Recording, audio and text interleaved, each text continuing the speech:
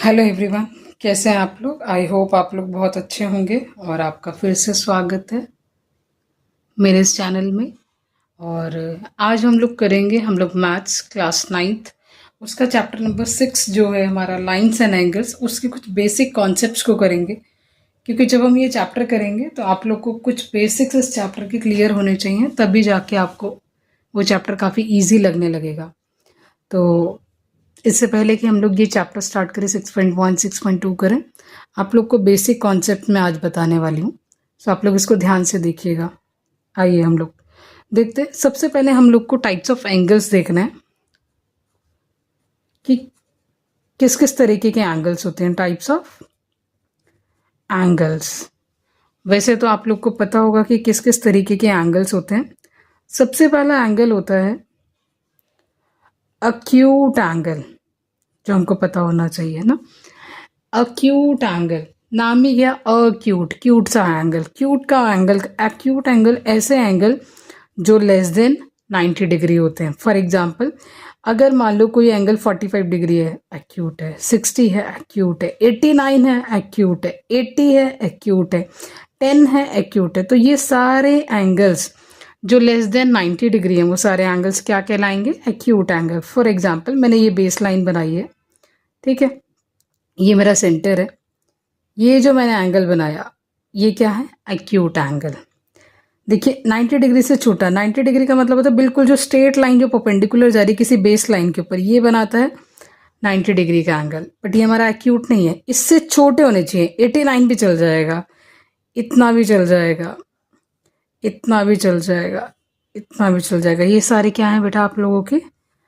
ये वाला जी जितने भी मेजर्स हैं, ये सारे आपके क्या कहलाएंगे? Acute angle. फॉर एग्जांपल, अगर मेरी बेस लाइन इस साइड से है, यहाँ से अगर मैं पॉइंट ले रही हूँ, सो ये एंगल, ये एंगल, लेट से ये 45 डिग्री है, लेट से ये 75 डिग्री है, लेट से ये 80 डिग्री है। तो ये सारे एंगल्स क्या कहलाएंगे? हमारे अक्यूट एंगल। आई होप समझ में आ गया होगा अक्यूट एंगल। सेकेंड देखिए, सेकेंड है राइट एंगल। सेकेंड क्या है? Right angle. राइट एंगल क्या होते हैं? जो बिल्कुल 90 डिग्री बनाते हैं। आई थिंक इतना बेस तो क्लियर होगा। राइट एंगल क्या होते हैं? जो 90 डिग्री परपेंडिकुलर है जो किसी बेस लाइन पे, वो क्या बनाएंगे? Right angle G. Now third one is obtuse angle. अब ऑब्ट्यूज एंगल्स कौन से होते हैं? अब ये आप लोग को पता होना चाहिए कि ऑब्ट्यूज एंगल कौन से होते हैं। जैसे एक्यूट था, नाम था क्यूट सा, क्यूट सा एंगल है तो भैया लेस देन 90 डिग्री है। राइट एंगल है तो इक्वस टू 90 डिग्री है। ऑब्ट्यूज एंगल का मतलब है कि ऐसा एंगल जो ग्रेटर देन 90 डिग्री है। ग्रेटर देन 90 डिग्री का वैल्यू 91, 95, 96, 97, 100, 120, 170। बट आपको ये पता होना चाहिए जो ऑब्ट्यूज एंगल की वैल्यू है वो ग्रेटर देन 90 तो है, बट लेस देन 180 डिग्री होना चाहिए। 180 डिग्री नहीं चलेगा, 179 डिग्री भी चल जाएगा। तो सारे एंगल्स जो ग्रेटर देन 90 हैं बट लेस देन 180 हैं। क्यों नहीं चलेगा 180? क्योंकि 180 खुद अपने आप में एक एंगल है जिसको हम बोलते हैं स्ट्रेट एंगल। ठीक है, आइए इसका एक डायग्राम बना के देख लेते हैं। लाइक ये मेरी बेस लाइन है, यहाँ से मैंने ये एक एंगल बनाया। ये क्या बना दिया मैंने? कौन सा angle G? Obtuse angle. Clear है? मान लो अगर मेरा बेस लाइन इस साइड से है तो इधर देखो 90 से बड़ा बनाएंगे। 90 यहाँ तक आएगा, बट 90 से ग्रेटर जाना चाहिए। इसका मुंह देखो खुला हुआ है ना, ज़्यादा खुला है तो ऑब्वियस ही बात है ग्रेटर देन 90 डिग्री है। क्या समझ में आया? एक्यूट छोटा, right angle 90 degree, obtuse 180। Now fourth देखिए, इसको हम बोलते हैं बेटा स्ट्रेट एंगल। इसको हम लोग क्या बोलेंगे? Straight angle. नाम ही है भैया स्ट्रेट, अपन स्ट्रेट लाइन ड्रॉ करेंगे। स्ट्रेट का मतलब होता है वो इक्वल्स टू 180 डिग्री।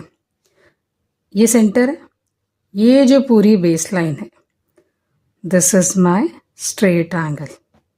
समझ में आया? स्ट्रेट लाइन क्या है? 180 डिग्री। ये कंप्लीट देखो 90 इतना था, यहाँ से अगर मैं बोलूँ मेरा ये पार्ट 90, ये भी 90, दोनों मिलके क्या बन गए भैया? 180, which is straight angle. Now fifth one देखिए, रिफ्लेक्स एंगल। इसका आप लोग की एक्सरसाइज में यूज भी होगा। Reflex angle. रिफ्लेक्स एंगल क्या होता है? रिफ्लेक्स से पहले एक और देख लेते हैं, विच इज कंप्लीट एंगल। क्या बोला मैंने? Complete angle. ये एक सेंटर है, स्ट्रेट एंगल कितना था? इतना था, 180 डिग्री। अगर आप नीचे से भी 180 ले लो और पूरा इस सर्कल को घुमा दो, ये मेरा बन गया complete angle. So complete angle कितना होता है? 360 डिग्री। पूरी घड़ी की सुई पूरी घूम गई तो कितने डिग्री का एंगल बना दिया उसने? 360 डिग्री का एंगल। इसे बोलते हैं कंप्लीट एंगल। और ये क्या है आपका? Straight angle. अब रिफ्लेक्स एंगल क्या होता है? ये वो एंगल होते हैं जिनकी वैल्यूज 180 से तो बड़ी है बट 360 से छोटी है। For example 200 degree, 210 degree, 270 degree, जितनी भी वैल्यू 180 से बड़ी आएंगी और 360 से छोटे आएंगे वो सब यहाँ आ जाएंगी। 350 डिग्री, 340 डिग्री, समझ में आ रहा है? 332 डिग्री, एनीथिंग, 181 डिग्री, सब रिफ्लेक्स एंगल के पास आएंगी। समझ में आ रही? अब इसका डायग्राम हम देखते हैं रिफ्लेक्स एंगल का। देखिए, लेटस से ये कोई एंगल है, ये एंगल है 60 डिग्री, इसका नाम है AOB। ठीक है, आप बोलोगे अरे ये तो एक्यूट एंगल। हाँ जी, एक्यूट एंगल है। तो मुझे क्या बताना है जी? Reflex angle. तो रिफ्लेक्स एंगल क्या होगा? मैंने अभी आपको बताया, रिफ्लेक्स एंगल की वैल्यू 180 से ग्रेटर बट 360 से छोटी होती है। तो ये जो पीछे वाला एंगल है ना, इसे हम बोलते हैं रिफ्लेक्स एंगल। ये जो पीछे बन रहा है AOB का, अगर हमको बोल दिया कि बताइए जी रिफ्लेक्स ऑफ AOB बताइए, तो AOB का रिफ्लेक्स क्या हुआ? 360 माइनस में एंगल AOB। पूरा 360 में से ये हटा दो, वैल्यू निकाल के देखो, 360 माइनस 60 कितना आया? 300 डिग्री। तो रिफ्लेक्स एंगल देखो, क्या ये वैल्यू 180 से ग्रेटर और 360 से लेस आ रही है? हाँ जी, यस आ रही है। So this is reflex angle. समझ में आ रहा है? रिफ्लेक्स एंगल कैसे निकलेगा? फॉर एग्जाम्पल ये दिया हो 110 डिग्री, इसका रिफ्लेक्स पता लगाना है ये वाला। तो मुझे पता है ये पूरा तो 360 होता है। अगर इस 360 में से मैं ये 110 माइनस कर दूं तो क्या ये बचा हुआ आ जाएगा? हाँ जी, आ जाएगा जी, 250 डिग्री। ये क्या है? Reflex of 110। आई होप आप लोग को समझ में आ गए होंगे। सो लास्ट वाला एंगल जो हमने किया है वो क्या है? हमारा fifth one is reflex angle. इसका एग्जाम्पल। सो आइए मैं अब एक चार्ट बना देती हूँ टाइप्स ऑफ एंगल्स का, वो आप लोग को काफ़ी ईजी हो जाएगा।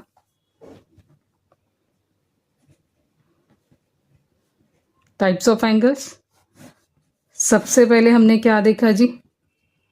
Acute angle. अक्यूट एंगल की वैल्यू कहाँ से लाई करेगी? 0 से greater but less than 90 degree, greater than 0, acute angle. Acute के बाद नेक्स्ट है ऑब्ट्यूज एंगल। इसकी वैल्यू कहाँ से लाई कर रही है? Greater than 90 but less then 180 degree, है ना? 90 से बड़ी बट 180 से छोटी है, ऑब्ट्यूज है। नेक्स्ट हमारा क्या? Straight angle. Straight angle, straight angle जैसा नाम है, straight line which is equal to 180 degree. और हमने क्या देखा था? राइट एंगल, है ना? राइट एंगल क्या था? Equal to 90 degree. ये इक्वल इक्वल वाले, ये भी इक्वल है, ये भी इक्वल है, बट ये वैल्यू वेरी करेगी। इनकी वैल्यू लेस देन 90 रहेगा बट ग्रेटर देन 0 रहेगा। नाउ एक्यूट हो गया, ऑब्ट्यूज हो गया, स्ट्रेट हो गया, राइट हो गया। उसके बाद जो इक्वल टू वाले वही देख लेते हैं, कंप्लीट एंगल। कितनी थी वैल्यू बताइए आप लोग? अभी हमने देखी 360 डिग्री। लास्ट हमने क्या देखा? Reflex angle. रिफ्लेक्स एंगल की वैल्यू कैसे लाई करेगी? इसकी लाई करेगी भैया मोर देन, किससे ज्यादा?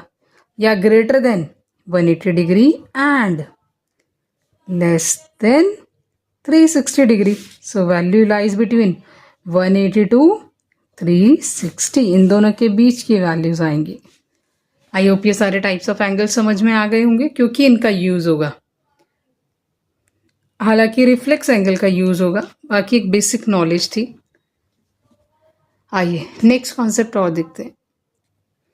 अब देखिए, अब आप लोग को पता होना चाहिए, टाइप्स ऑफ एंगल पता चल गए। सेकेंड है एडजेसेंट एंगल्स।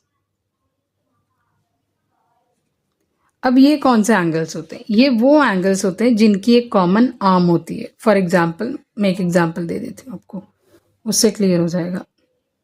मान लो ये एक एंगल है ए बी सी, और मैं यहां से एक एंगल बना रही हूँ, एक आर्म ड्रॉ कर रही हूँ विच इज बी डी। ठीक है, एक रे बना दी मैंने बी डी। अब देखो, मैंने कहा कि ये वाला एंगल और ये वाला एंगल, मतलब एंगल ए बी डी और एंगल डी बी सी क्या है? एडजेसेंट एंगल है। Angle A B D and angle D B C are the adjacent angle. Why? क्यों है जी? क्योंकि इनकी क्या है? कॉमन आर्म है, कॉमन वर्टेक्स है। कॉमन वर्टेक्स क्या है? वर्टेक्स क्या होता है? जहां पे दो आर्म्स मिट आउट कर रही हैं। ये रहा, ये रहा, यहाँ पे ये वाली तीसरी आर्म भी मिट आउट कर रही है। कॉमन वर्टेक्स है बी। कॉमन आर्म क्या दे रखी है यहाँ पे? कॉमन हाथ किसका दिया हुआ? बी डी का। सो ये क्या है? आपका एडजेसेंट एंगल है। एक एग्जाम्पल मैं आप लोग से पूछती हूँ। फॉर एग्जाम्पल, ये मैंने ले लिया अगेन ए बी सी, एक ही आर्म बना देती हूँ, एक ही आर्म बना देते हैं, डी ई। चलिए, अब मेरा आपसे सवाल है, ये एंगल 1 ले लेती हूँ, ये एंगल 2 ले लेती हूँ, ये एंगल 3 ले लेती हूँ। ठीक है, मुझे बताइए क्या एंगल 1 एंड 3 एडजेसेंट एंगल्स हैं? सोचिए, मैंने कहा एंगल 1 ये वाला एंगल और एंगल 3 क्या एडजेसेंट एंगल्स हैं? येस और नो? कितने लोग कह रहे हैं यस? अगर आप में से किसी ने भी बोला यस तो वो रॉन्ग है, नहीं है। No, they are not adjacent angles. Why? Because they don't have the common arm. कोई भी कॉमन आर्म नहीं है। क्यों? क्योंकि बीच में एंगल 2 आ गया ना। समझ में आ रही है? अब एक और सवाल इसी से बनाते हैं। मैंने कहा मुझे बताइए क्या angle 1 and angle 2 adjacent angles हैं? 1 एंड 2, मैंने क्या कहा? 1 एंड 2 एडजेसेंट एंगल्स है। बताइए जल्दी जल्दी, जल्दी देखिए, क्या कॉमन आर्म है? B D. Yes, so 1 and 2 adjacent angles हैं। Yes, adjacent angle I think समझ में आ गया होगा कॉन्सेप्ट। चलिए आइए, थर्ड कॉन्सेप्ट हम देखते हैं, लीनियर पेयर का। मोस्ट मोस्ट मोस्ट इंपॉर्टेंट, बहुत जगह यूज होने वाला है। क्या है? Linear pair. ठीक है, लीनियर क्या है? आपका एक लाइन बना रहे हैं। ठीक है, ये देखिए, ये आपका एक एग्जांपल लेते हैं, ए बी सी डी। ये एंगल और ये एंगल, दो एंगल दिख रहे हैं। ऐसे पेयर ऑफ एंगल्स जो एक लाइन पे बन रहे हैं, स्ट्रेट लाइन पे बन रहे हैं, ऐसे पेयर ऑफ एंगल, मैंने पेयर्स कहा है, तो इसे हम क्या बोलेंगे? Linear pair. जैसे एंगल ए बी सी और एंगल ए बी डी। इस एंगल का नाम क्या बनेगा? आपको एंगल्स के नेम लेने आने चाहिए। जो एंगल हम बीच में जो इसको पॉइंट आउट करते हैं ना, उसका नाम हमेशा बीच में रखोगे। जैसे कईयों को नाम लेने नहीं आते, तो एंगल बी का, इस वाले एंगल का नाम क्या है? इसको या तो मैं बोल सकती हूँ ए बी सी, या आप बोल सकते हो सी बी ए। सी बी ए, बी बीच में आना चाहिए। तो नाम चाहे आप ऐसे दे दो, बोलो ए बी सी, या आप नाम ऐसे बोलो सी बी ए। ये जो एंगल जिस पे हम बात करते हैं ना, वो बीच में आना चाहिए। सो ए बी सी और सी बी ए दोनों का नाम सेम है, ये सेम एंगल्स हैं। ऐसे ही इस वाले एंगल का नाम बताइए, ए बी डी, या बोल सकते हो आप डी बी ए, आपकी मर्जी है, जैसा पसंद आए। सो मैंने क्या बोला? They are the linear pair. ये वाला एंगल और ये वाला एंगल, ये दोनों लीनियर पेयर है। अब आपको एक चीज पता होनी चाहिए, लीनियर पेयर का सम होता है 180 डिग्री। जैसे angle A B C plus में angle A B D always equals to 180 degree. क्यों? आप खुद सोचो ना, अभी हमने स्ट्रेट एंगल देखा ना, स्ट्रेट एंगल कितना होता है? 180 डिग्री का होता है। क्या ये पूरा स्ट्रेट एंगल नहीं बन रहा है? हाँ जी, बन रहा है जी। तो ये क्या होगा? Linear pair. ये एंगल प्लस ये angle is equals to 180 degree. Now fourth, कभी कभार सेम है, इसी का ही भाई है वो, हम बोलते हैं angle on a straight line, angle on a straight line. इसका भी जो सम होता है 180 डिग्री होता है। क्यों भाई, चलिए देख लीजिए, ये रहा। एक चीज ध्यान रखना, पॉइंट कॉमन होना चाहिए, ए बी सी, इसको डी ई ले लेते हैं। मैंने कहा ये एंगल 1, ये एंगल 2, ये एंगल 3, ठीक है, एंगल 1 2 एंड 3। मैंने कहा एंगल 1 + 2 + एंगल 3 क्या होना चाहिए, angle on a straight line कितना रहता है भैया, उनका सम 180 डिग्री, इसका सम 180 डिग्री है। मैंने कहा एंगल 1 + 2 + 3 180 डिग्री है। आप बोलोगे अरे ये तो हमें पता ही है। क्यों पता है जी, क्यों क्यों आया भैया ये, क्योंकि हमने अभी देखा था कि भैया स्ट्रेट एंगल क्या होता है, जो एक लाइन पे बनता है। देखो ये एक स्ट्रेट लाइन जा रही है, ये एंगल ऑब्वियस सी बात है 180 डिग्री ही होगा। सो एंगल 1 2 3 = 180 डिग्री। तो हम इसे क्या बोलते हैं, angle on a straight line. समझ में आया? चलिए आइए नेक्स्ट कॉन्सेप्ट देखते हैं। आइए नेक्स्ट कॉन्सेप्ट है, उसको हम 5 नंबर दे देते हैं। Vertically opposite angles are equal, vertically opposite angles, vertically opposite angles क्या होते हैं, इक्वल होते हैं। उसके लिए क्या, कैसे पता चलेगा कौन है, इसमें हमेशा 2 लाइंस होती हैं जो आपस में इंटरसेक्ट करती है, ठीक है। मान लो ये लाइन L है, ये लाइन M है, L और M आपस में इंटरसेक्ट कर रही हैं, L यहाँ, M यहाँ, ये दोनों एक पॉइंट पे इंटरसेक्ट कर रहे हैं, इसे हम बोलते हैं पॉइंट ऑफ इंटरसेक्शन। मान लो ये पॉइंट O पे इंटरसेक्ट कर रहे हैं। जब भी 2 लाइंस आपस में कटेंगी, आपस में अपने आप को इंटरसेक्ट करेंगे, मतलब प्रतिच्छेदित करेंगे अपने आप को, सो देन ये एक एंगल्स बनाते हैं जिन्हें हम बोलते हैं वर्टिकली अपोजिट एंगल। अब वो एंगल कौन से, ये वाला एंगल इसके इक्वल होगा हमेशा, ठीक है। देखो वर्टिकली है, खड़े हुए ना, और आमने सामने हैं, तो इसलिए वर्टिकली अपोजिट एंगल, ये एंगल इसके इक्वल, इसको मैं एंगल ए ले लेती हूँ, एंगल बी ले लेती हूँ। ऐसे ये वाला एंगल, इसका पेयर कौन बनेगा, ये वाला भैया, इसको सी ले लेते हैं, डी ले लेते हैं। सो वर्टिकली अपोजिट एंगल का पेयर क्या हो गया, angle A = angle B, similarly angle C = angle D. So vertically opposite angles are equal. आप लोग को पता होना चाहिए वर्टिकली अपोजिट क्या बनाएंगे, ए इसके इक्वल रहेगा और ये डी इसके इक्वल रहेगा। आई थिंक समझ में आ गया होगा। इंटरसेक्टिंग लाइंस भी पता चल गई होगी। इंटरसेक्टिंग लाइंस क्या होती हैं, ये नॉर्मल कॉन्सेप्ट है। इंटरसेक्टिंग लाइंस होती है जो आपस में अपने आप को काटती हैं। वर्टिकली अपोजिट एंगल हमेशा इनमें बनता है। अब मैंने कहा नॉन इंटरसेक्टिंग लाइंस बताओ, वो कौन है, ये देखो क्या काट रही हैं क्या आपस में, नहीं, तो इन्हें क्या बोलेंगे, नॉन इंटरसेक्टिंग लाइंस। आई होप आप लोग को समझ में आ गया होगा, है ना। लीनियर पेयर ऑफ एंगल्स भी समझ में आ गया होगा। लीनियर पेयर ऑफ एंगल्स क्या था, जब सम 180 डिग्री रहेगा। हमने टाइप ऑफ एंगल्स देखे, एडजेसेंट एंगल्स को देखा, लीनियर पेयर को देखा, angle on a straight line देखा, then vertically opposite angles are equal. इतने जितने भी कॉन्सेप्ट्स हैं अभी तक के, ये आप लोग की एक्सरसाइज 6.1 तक यूज होगा।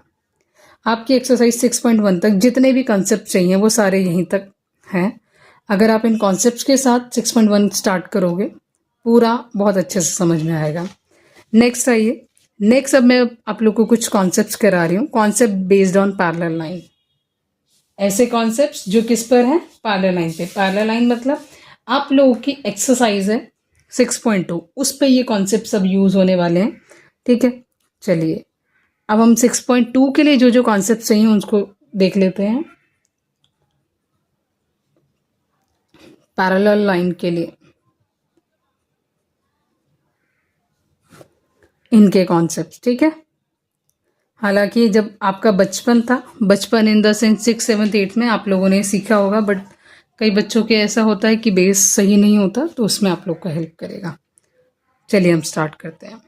आइए देखिए, सबसे पहले आप लोग को पता होना चाहिए कि पैरेलल लाइंस क्या होती है। पैरेलल लाइंस होती है वो लाइंस जो हमेशा पैरेलल रहेंगी। पैरेलल मतलब इनका जो डिस्टेंस है हमेशा इक्वल रहेगा, ये कहीं नहीं जाके मिलने वाली। ये दोनों लाइन को ड्रॉ करो, क्या ये कहीं जाके मिलेगी? कहीं नहीं मिलेगी। ठीक है, ये दोनों लाइन कहीं मिलेंगी? देखिए दोनों जा रही हैं, एक इधर जाए जा रही है, जाए जा रही, कहीं मिलना है? कहीं नहीं मिलना। जिनका कहीं मिलान नहीं होने वाला, जुदा हो चुकी हैं एक दूसरे से, तो हम क्या बोलेंगे? Parallel lines. ठीक है, अच्छा ये देखिए, एक ये लाइन जा रही है, एक ये लाइन जा रही है, मुझे बताओ क्या ये पैरेलल लाइन है? नो। क्यों? अरे आगे जाके कहीं ना कहीं तो मिल ही जाना है इन्होंने, यहाँ पे मिल जाएंगे ना, तो they are not a parallel lines. तो ये पैरेलल लाइन नहीं है। समझ में आ गई? पैरेलल लाइन वो जो कहीं पर नहीं मिलने वाली, जिनका संगम है ही नहीं, बस चलते जा रहे हैं, चलते जा रहे हैं, चलते जा रहे हैं, हमें नहीं पता। पैरेलल लाइन समझ में आई? फॉर एग्जाम्पल ये लाइन एम है और एक ये एल है और एक ये एम है लाइन, सॉरी गलती से बोल दिया था, ये लाइन एल, ये लाइन एम। अब इस लाइन पर एल और एम जो पैरेलल होती है उसको ऐसे पैरेलल शो किया जाता है। पैरेलल का साइन है, दो लाइनें ऐसे डाल दो, खत्म। सो एल पैरेलल है एम के। ठीक है, अब एक पैरेलल लाइन होती है और एक लाइन होती है जो इनको कट करती है। एक लाइन क्या करी? पैरेलल लाइन को कट कर रही है, इसको बोला जाता है, इसका मैं नाम दे देती हूँ, इस लाइन का नाम होता है बेटा इंटरसेक्टिंग लाइंस। और नहीं, ये लाइन क्या कर रही है? इसे इंटरसेक्ट कर रही है ना, सो इस लाइन को हम लोग क्या बोलते हैं? ट्रांसवर्सल लाइन, क्योंकि ये इंटरसेक्ट कर रही है, तो इस लाइन को हम लोग क्या बोलते हैं? Transversal line. समझ में आ रही है? इस लाइन जो इंटरसेक्ट करा रही है, इन दोनों को काट रही है, जो लाइन एक दूसरे को काट रही है, इन सबको, है ना, एल को भी एम को भी काटती हुई जा रही है, उसे हम बोलते हैं ट्रांसवर्सल लाइन। क्या आप लोग को समझ में आया? आइए, अब जैसे ये दोनों पैरेलल लाइन है, ये लाइन जा रही है, ये क्या बन गई? ट्रांसवर्सल लाइन इसकी। आई होप आप लोग को समझ में आएगा पैरेलल लाइन, ट्रांसवर्सल लाइन। ना अब पैरेलल लाइन के बेसिस पे कुछ हम लोग क्या देखेंगे? कुछ कंसेप्ट्स देखेंगे, वो आप लोग को अच्छे से आने चाहिए। टाइप्स ऑफ एंगल्स जो पैरेलल लाइन में होते हैं। पहले एक पैरेलल लाइन ड्रॉ कर लेते हैं, एल एम, इसको बना लेते हैं एन। ठीक है, इनके एंगल्स का नाम ले लेते हैं। 8 एंगल्स हैं। ठीक है, 1 2 3 4 5 6 7 8। ध्यान से देखिएगा, अब मेन काम स्टार्ट हो गया हमारा, जो आप लोग को करना है। अब इधर देखो, मुझे सबसे पहले यहाँ बताओ कि ये जो पैरेलल लाइन है, ये दोनों पैरेलल लाइन है, ट्रांसवर्सल लाइन, अंदर वाले एंगल को बोला जाता है इंटीरियर एंगल्स। इंटीरियर एंगल्स, क्या क्या नाम है इंटीरियर एंगल्स के? नाम बताओ जल्दी से। 3 4 5 एंड 8। देखो ये अंदर है ना, 3 4 5 एंड 8 पैरेलल लाइन के अंदर है ना। देखिए इन दोनों के अंदर है ये 3 4 5 8। नेक्स्ट, अगर मैं बोलूं एक्सटीरियर एंगल्स बताइए। एक्सटीरियर एंगल्स, एक्सटीरियर मतलब जो बाहर के हैं, बाहर वाले कौन कौन दिख रहे हैं? 1 2 7 6, 1, ये रहा 2 7 and 6। Interior angle exterior angle समझ में आए? किसको बोलते हैं? इंटीरियर अंदर वाले 3 4 5 8, एक्सटीरियर बाहर वाले 1 2 7 6। नाउ अब मुझे कॉन्सेप्ट पता होना चाहिए कि क्या क्या नाम होते हैं इनके और कौन सा एंगल किसके इक्वल होता है। ठीक है, सबसे पहला हम कर रहे हैं alternative interior angles. Alternative interior angles हमेशा इक्वल होते हैं, आर इक्वल। अब यहाँ पे देखिए ऑल्टरनेटिव इंटीरियर एंगल कौन सा है? इंटीरियर एंगल थे 3 4 5 8। ऑल्टरनेट मतलब ये जो एंगल 4 है, इसका ऑल्टरनेट कौन बनने वाला है? एंगल 8। समझ में आ रहा है? ये ट्रांसवर्सल लाइन के 4 का इंटीरियर है तो अंदर वाले ही आएंगे, ऑल्टरनेट है तो इसका ऑल्टरनेट ये बनेगा। सो एंगल 4 किसके इक्वल होगा? एंगल 8 के। सिमिलरली ऐसे 3 का बना दो, सो एंगल 3 किसके इक्वल होगा? एंगल 3, ये रहा हमारा एंगल 3 किसके इक्वल होगा? एंगल 5 के। So angle 3 is equal to angle 5। I hope आप लोग को समझ में आ गया होगा, है ना। चलिए now next, alternative interior angle है 4 8 के, 3 5 के। अब ऐसे एक कॉन्सेप्ट है alternative exterior angles. Are equal, कह रहे एक्सटीरियर एंगल्स भी इक्वल होते हैं बट वो ऑल्टरनेटिव वाले होते हैं। अब एक्सटीरियर वाले पता है ना आपको 1 2 7 6। अब मुझे बताओ जो ये 1 है, 1 का एक्सटीरियर एंगल कौन बनेगा? ऑल्टरनेट वाला 1 का बनेगा जी ये नीचे 7। सो 1 का कौन है? 7। So angle 1 is equal to angle 7। ऐसे 2 का कौन सा बन जाएगा एक्सटीरियर एंगल? 6। ऑल्टरनेट बनाना है, 2 इज इक्वल टू एंगल 6। समझ आया? Alternative interior angle, exterior angle. Third देखिए, corresponding angles. Corresponding angles are equal, correspondent में है ये लोग, क्या है आपस में? कॉरेस्पॉन्डेंट में दिए हुए हैं। अब कॉरेस्पॉन्डेंट में देखिए कौन है, ये जो 1 है, 1 भाई साहब यहाँ दिख रहे हैं। 1 का कॉरेस्पॉन्डेंट 4 को छोड़ के अगली सीढ़ी में जाओ 5, तो 1 का कॉरेस्पॉन्डेंट कौन बनेगा? 5। So angle 1 is equal to angle 5। अब 1 का 5 है तो 2 का क्या बनेगा भैया? 2 का बता दो, 2 का कॉरेस्पॉन्डेंट कौन होने वाला है? ये एंगल 2 है, 2 का कॉरेस्पॉन्डेंट बन गया एंगल 8। जिसे 1 का 5, 2 का 8। सिमिलरली 4 का क्या हो जाएगा? ये नीचे वाला 6। सो एंगल 4 का कॉरेस्पॉन्डेंट बन गया एंगल 6। 3 का कॉरेस्पॉन्डेंट 8 को छोड़ के 7, 3 को छोड़ के भैया एंगल 7, सॉरी 8 को छोड़ के 7 बन गया। So angle 3 is equal to angle 7। क्या समझ में आए कॉरेस्पॉन्डिंग एंगल्स? 1 2 3। चौथी प्रॉपर्टी और है, ये प्रॉपर्टीज आपको लर्न होनी चाहिए क्योंकि इससे आपको 6.2 में हेल्प मिलेगी। अगर यही कॉन्सेप्ट नहीं समझ में आते तो थोड़ा डिफिकल्ट हो जाएगा, बट जिनको पता है उनके लिए बहुत अच्छी बात है। फोर्थ प्रॉपर्टी है हमारी, sum of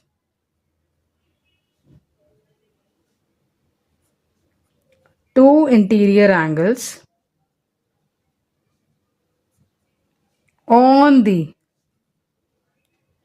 same side of transversal line, same side of transversal line is 180 degree. क्या कह रहा है ये आप बोल दो ऐसे, छोटी फॉर्म भी जो बच्चे ज़्यादा पसंद करते हैं। सम ऑफ को interior angles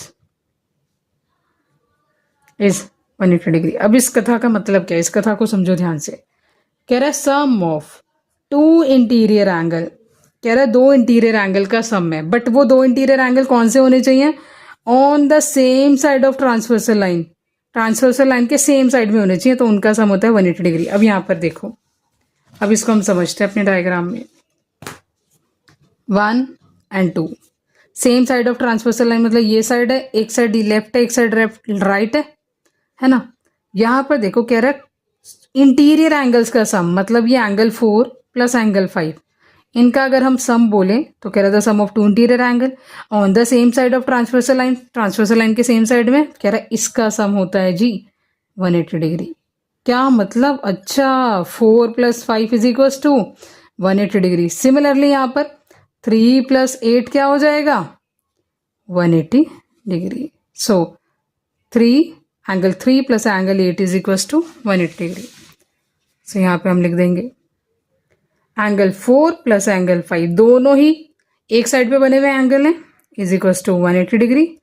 similarly angle 3 plus angle 8 is equal to 180 degree. Fourth concept आया समझ में, 4 + 5 180, 3 + 8 180।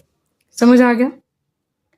सो हमने 4 एंगल्स देखे, बहुत अच्छे से आप लोग को पता होना चाहिए, ठीक है। Alternative interior angle 3 is equal to 5, 4 is equal to 8। Exterior angle 1 is equal to 7, 2 is equal to 6। Corresponding angle 1 5 के, 4 6 के, 2 8 के, 3 7 के इक्वल हो जाएगा। Next fourth property, the sum of two interior angle on the same side of transversal line is 180 degree. Interior angle which is 4 and 5, इनका सम 180 degree, 3 + 8 सम 180 degree. क्या समझ में आया? सो ये सारे कॉन्सेप्ट थे पैरेलल लाइन के। इनकेस नहीं भी दिया होता तो आप लोग थोड़ा वैसे भी दिमाग लगा सकते हो कि देखो 1 और 2 क्या बन रहे हैं, लीनियर पेयर बन रहे हैं। 2 और 4। अभी हम इसमें जो लीनियर पेयर वर्टिकली अपोजिट उसको देखते हैं ज़रा। बस ऐसे ही देख रहे हैं, पैरेलल लाइन की प्रॉपर्टीज़ इतनी ही थी। जस्ट इसमें अगर हम कुछ वो जो पुराने कॉन्सेप्ट हमने पढ़े हैं उसको रिवाइज कर सकते हैं। 2 और 4 क्या है, वर्टिकली अपोजिट। क्यों? क्योंकि देखो ये लाइन क्या कर रही हैं, आपस में काट रही हैं, इंटरसेक्टिंग लाइंस बन रही हैं। ये वर्टिकली अपोजिट है, ये भी वर्टिकली अपोजिट। 8 और 6 वर्टिकली अपोजिट, 7 और 5 वर्टिकली अपोजिट। हाँ, रिवाइज हो रहे पुराने कॉन्सेप्ट, वेरी गुड। 1 + 2 क्या बन रहे हैं? हाँ जी, लीनियर पेयर। 3 + 4 भी क्या है, linear pair. 8 + 5 linear pair, 7 + 6 linear pair. समझ में आया? इतने ही बेसिक कॉन्सेप्ट्स हैं जो आप लोग के चैप्टर 6 में और चैप्टर 6 में ही 6.1 और 6.2 में यूज़ होने वाले हैं। अगर आप लोग को हेल्प मिली होगी तो ज़रूर कुछ ना कुछ कमेंट करिएगा, नहीं तो लाइक करिएगा। Thank you so much.